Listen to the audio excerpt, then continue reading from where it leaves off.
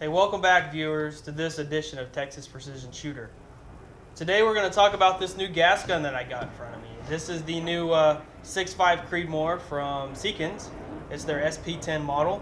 It's been out for a little while. Shout out to the guys at Trinity Ordnance for hooking me up with this and painting it up really nice for me. This has been a really good gas gun. I've used it in a couple of matches, taken it out to the gun range, put it through its paces. Once I got the gas system adjusted right, it's shot really well for me. I got a new scope that I put on top from US Optics.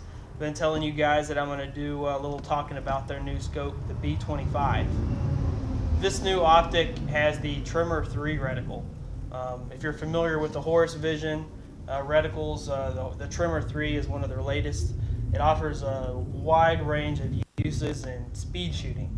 The idea with the Trimmer reticles is to have windage holdovers built on the reticle. You can look more into that if you want, but the Trimmer 3 has been great for me. I really like it, and I really like this new US Optics scope. So getting into the nitty-gritty of what I got in front of me, there's a lot to talk about. I will hit the high points, kind of let you know what I like about it. There's not too many things that I don't, but maybe cover a couple of those. Alright, so starting off, this rifle is not that heavy. Okay, it's pretty lightweight. I mean, it's just not heavy at all. I really like that for competition use. I did put a little barricade stop here on the front to kind of help out working barricades. It has a really nice aggressive magazine well built onto it, and that helps if you had to push up against something. The stock I have in a rear is a Magpul PRS stock. Pretty simple. It does the job. It's adjustable, length of pull, comb. I did get from Parker Machine and Tool. You can't see it, but it's on the other side. It's a swivel cup for my sling, and I mounted another one over here on the other side of the rail so that I could sling the rifle, of course. So this trigger is a single stage. I believe it's a 3.5 pound trigger. It's really crisp. It's a pretty damn good trigger if you ask me. It does have the 45-degree safety selector on it. I don't have it racked, but 45-degree safety selector, so you don't have to flick it all the way up and all the way down, back and forth from safety to fire. My buddy Trey at Trinity did all the green, and I think it turned out really good. It's really an eye-catcher at competitions. So let me look at the front here. I'm going to step on my stool because I'm a little short guy. So over here you will see the safety selector. Right here is the trigger pins. That's definitely a good thing to have to keep your trigger pin from walking out. And right here is a really cool feature. This lever right here, when you pull the rifle back, the charging handle back, lock it open. When you're shooting and you run out of rounds, you got your hand on the grip, you can simply just hit this and send it home. That way you don't have to reach your hand around and hit the other side and make the bolt release. It's a really handy feature. So this nice rail, right, this is and the new rail from Seekins that comes on this rifle. I believe they also make it for the Ruger Precision rifle too, but it's really nice. It's got a nice flat bottom on it, nice beefy sides for resting up against something.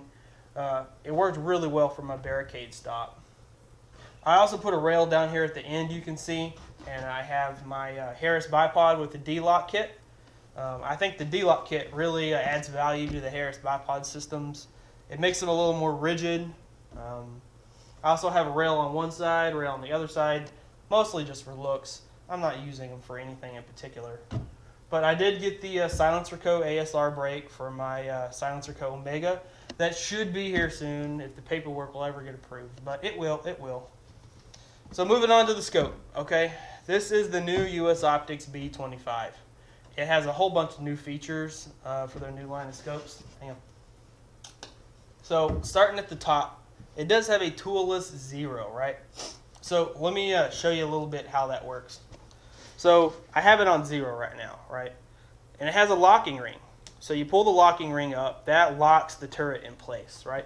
You put your palm on the top. Come on, let me get it. There we go. It's good that it's tight. You break free the top serrated ring, right? You put the locking ring back down.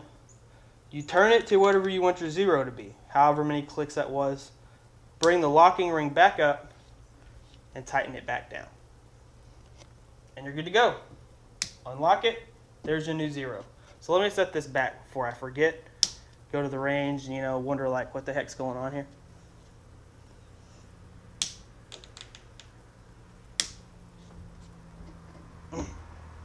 There we go. So that's how that works. No tools, right? No Allen keys. It's very simple. Works really well, okay? Now on the other side, the windage knob also is locking, but it's simple. It's just pull out.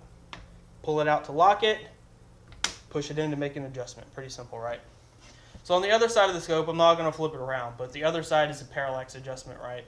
And in the middle, they replaced their 3 button with a single button, right? So you just hit the button to cycle through your illumination settings till you get to the right one. Cycle through again to turn it off. I like it. It works good. It's simple. It's waterproof. A little rubber button over here. Works really well. Okay. So looking at the back side of the scope, the power ring, right? You'll notice that this power ring is a little different than before. It has little serrated notches in it that gives you a little better grip. It moves really easy. It's firm but smooth, right? It's not sloppy. So 15 goes all the way up to 25. I normally run at about 15 power. Keep it there. I may plus or minus 5 depending on what I'm shooting. And of course you have your diopter adjustment in the rear, right? Now this is a 52 millimeter objective. Well, not as big as the big old 58 from the ER25, but the idea was to make it slimline, right? I don't really think you need a 58 millimeter objective to shoot 1,000 yards. I really don't. This works great. The glass is clear. It tracks well. I would definitely give this scope a definite A rating. I don't know if I would go A+, because the only problem that I've had with this scope is the locking ring, okay? And I don't even know if I would call it a problem. It just depends on how you grab the locking ring to pull it up, right? If you grab it like this, 2 fingers, it works, right? Sometimes, oh, see, there it didn't work. If you don't put an equal amount of pressure on both sides of it, it kind of like binds, right? So you'll have to play with it and figure out which way works best for you to be able to pull it up and it work. So anyway, besides that, great scope. So the rings I got on here, I got a swinging deal. Some guy on Sniper Side was selling them. These are the Sasser rings from Badger. They're the U.S. Marine Corps rings. It's a 6 screw in the front, 4 screw in the back. They're really heavy duty. They're really heavy, but they work really well. I feel that they really secure your scope to your rifle in the best way possible, right? So as far as the bubble level goes, I highly recommend these accuracy first bubble levels. They're kind of curved, right? They're kind of like a U shape, and it doesn't have a bubble. It actually has a little white, looks like a white ball in the middle. So it's really easy to see. They're just really good. Check them out at Accuracy First Development Group. They have all sorts of good stuff on their website. Let's see, what else do I want to tell you guys about this? It's hot in here. Sorry, I'm sweating. It's Texas in the middle of the summer, so forgive me. I don't have AC in here. Maybe if you guys subscribe and I get 1,000 viewers, I can afford to get an air conditioner unit. But until then, I may wipe my forehead every now and then. So the charging handle, it's just a standard charging handle. It does have a lever on one side if you wanted to do it with one finger. The push pins are pretty easy to push out. They actually have a little indentation in it, so you could use a bullet and push your pins out. It comes with a Magpul Grip, of course the PRS stock, I talked about that. The bolt carrier group, I don't believe it's boron nitride, but it is a really slick finish.